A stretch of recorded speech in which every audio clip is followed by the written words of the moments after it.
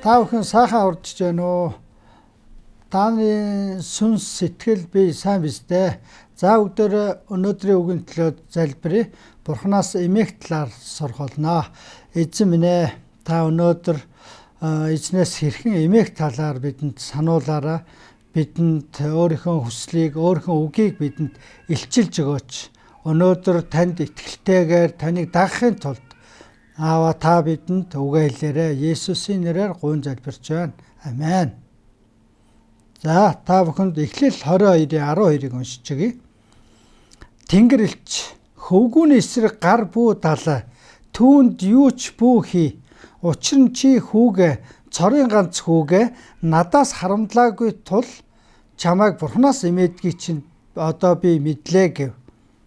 За Бурхан Авраамаас хүүгээ өргөхийг асуусан. Надад хүүгээ дахил болгон өргөө гэсэн.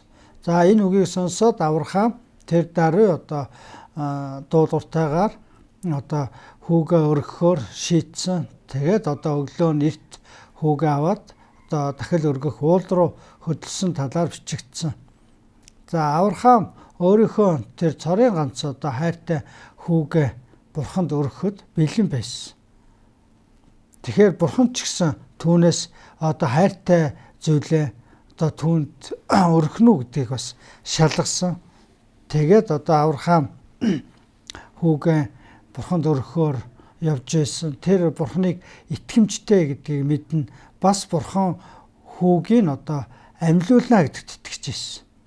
Үхлээс хүүгийг амьлуулан өөрт нөгнө. Яг тэгвэл Бурхан хүүгээр нь дамжуулан түүний ур удмыг тоолж оршгүй ариун их болгоно гэдгийг мэдчихсэн учраас ямар ч хийсэн хүүгийг Бурхан эргүүлж өгнө гэдэгт итгэж байсан. За тэгэхээр Авраамийн итгэл ийм агуу бүр үхэгсдийг амьлуулна гэдэгт итгэж байсан учраас Бурхан Авраамийн энэ итгэлийг үнэхээр таалж, үнэхээр чи итгэлтэй байсан учраас чиний үр удам өрөөгднө гэж амласан. Өөрөөр хэлбэл Авраам өөрийн цорын ганц хайртай хүүгээ Бурханаас харамлахгүйгээр түүнд өргөж байгаа нь Бурханд хангалттай байсан. Үүнээс илүү итгэл гэж юу аах вэ? Үүнээс илүү өргөлж гэж юу аах вэ? Үүнээс илүүгээр бас итгэл шалгадна гэж байхгүй. Тэгэхээр энэ бол бараг л итгэлийн туйл гэлтэй бараг л. Тэгэхээр Бурхан бидний итгэлийг дуулууртай үйлдэл Бурханаас эмээх хэсгийг харуулдаг. Бидний итгэлийн үйлдэл тэгээд Бурханаас эмээдэг хэсгийг маань харуулдгаа гэж ойлгож байна. Бид худлаа ярих, уурлах, за тэгэл маргалдах, за залбирахгүй байх гэх мэт ийм дуулуургүй үйлдэлүүд нь биднийг тухайн үед Бурханаас эмээхгүй байгааг харуулдаг. Тэгэхээр хүн Бурханаас эмээхгүй байна гэдэг чинь бас мэрэгэн ухаан байхгүй наа гэсэн. Яагаад гэвэл Бурханаас эмээх нь мэрэгэн ухааны эхлэл гэсэн. Тийм учраас хүн Бурханаас эмээхийг сурж байж сая бурханлаг мэрэгэн ухаантай болж байна гэсэн үг. Энэ хоёр хоорондоо хамаатай. Харин Бурхан өөрөө хүн төрлөختөнд цорын ганц хүүгээ харамтлалгүйгээр өгсөн. За энэ бол маш өндөр үнцэнтэй төлөөс байсан. Бас үүнээс илүү үнцэнтэй төлөөс золиос гэж бас байхгүй маа. Тэгэхээр биднийг Бурхан өөрийн цорын ганц хайртай хүүгээрээ дамжуулж биднийг золж авсан бол бид Бурханы өмнө түүний хүүгийн үнцэнтэй гэсэн үг.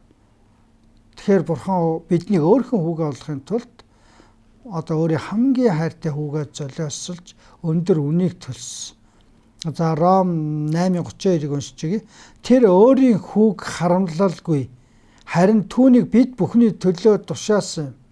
Тэгвэл тэр яаж бүх юмыг түүний хамт бидэнд сул өгөхгүй байх вүлээ. Бурхан цорын ганц хайртай хүүгээ бидэнд өгсөн юм бол өөр юу ч өгч чадна гэсэн үг. Тэгэхээр Бурханд бол хүүгээс нь илүү үнцэнтэй зүйл гэж байхгүй. Харин бидний төлөө тэр өөрийнхөө хамгийн үндсэнтэй хүүг зориулсан бол биднийг бас маш их өндөрөөр үнэлдэг гэсэн үг. Бид нар түүнд үндсэнтэй учраас тэр бидэнд маш их анхаарал тавьдаг. Биднийг халамжилдаг. Тэгэхээр бидэнд Бурханаас эмээх сэтгэл байвал түүний үгийг дагахад тийм хэцүү биш. Тэгэхээр Бурхан бидэнд хүүгээ өгсөний адил бид ч гэсэн Бурханд хүүхдүүдээ даатгаж өргөх хэрэгтэй. Гэхдээ Бурхан биднээс Авраам шиг одоо хүүхдээ дахил болго өрг гэж дахин шаардахгүй.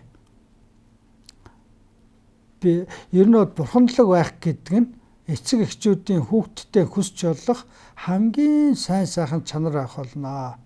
Тийм учраас бид хүүхдүүдээ сайн хүн болгох хангалтгүй. Харин бид нар зөв хүн болох хэрэгтэй.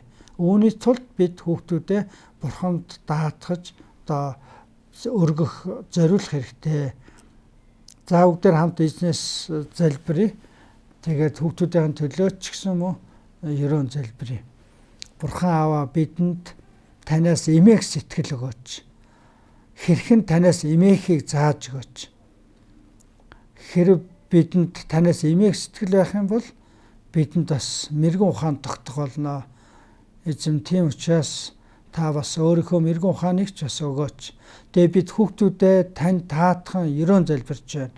Бидний хүүхдүүдийг эзэн Бурхан минь та зөвтгөн болгож өгөөч. Тэдэнд та өөрийнхөө тэр итгэлийг өгөөч.